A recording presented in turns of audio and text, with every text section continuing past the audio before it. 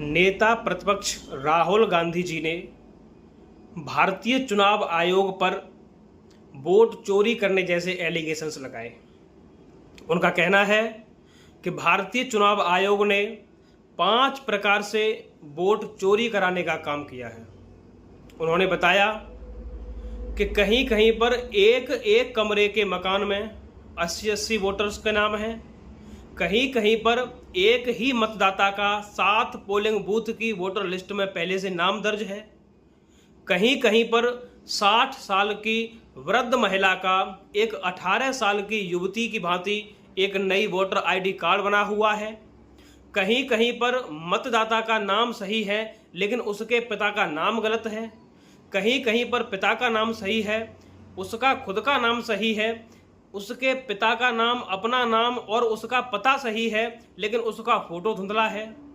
इस प्रकार के तमाम एलिगेशंस नेता प्रतिपक्ष ने भारतीय चुनाव आयोग पर लगाए। लेकिन यहाँ पर इस देश में नोटिस करने वाली बात दोस्तों ये है कि allegations election commission of India पर लगाए जाते हैं और बुरा इस देश के सत्ता पक्ष को लगता है। बुरा इस देश का चौथा स्तंभ माना जाने वाला मीडिया को लगता है। दोस्तों, एक बार के लिए हम मान के चलते हैं कि बाद में जाकर के ये एलिगेशंस झूठे साबित हो जाते हैं तो कोई बात नहीं है। लेकिन यदि एक पल के लिए भी आप फर्ज कीजिए कि यदि ये एलिगेशंस सच साबित होते हैं तो ऐसे केस में आप इलेक्शन कमीशन ऑफ इंडिया के विषय में क्या कहना चाहोगे? ये सिर्फ इतनी बड़ी बात अब नहीं रही है कि इस देश में सरकार किसकी बनने वाली है, इस देश में किसकी सीट कितनी आने वाली थी और किसकी कितनी आई। ये विषय सिर्फ यहाँ पर समाप्त नहीं होता है, बल्कि ये विषय अब इतना बड़ा बन जाता है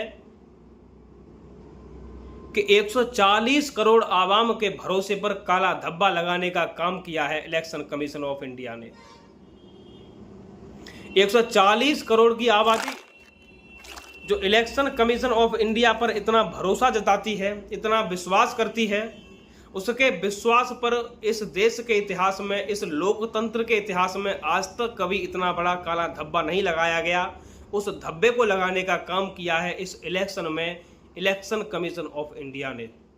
दोस्तों, ये समय और ये वक्त हम सब के पास में सिर्फ इस बात पर आपस में लड़ने और झगड़ने का नहीं है कि हम हिंदू हैं या मुस्लिम हैं या कौन क्या है कौन क्या नहीं है। ये विषय हम सब के भविष्य के लिए, यदि आज हम लोगों ने इस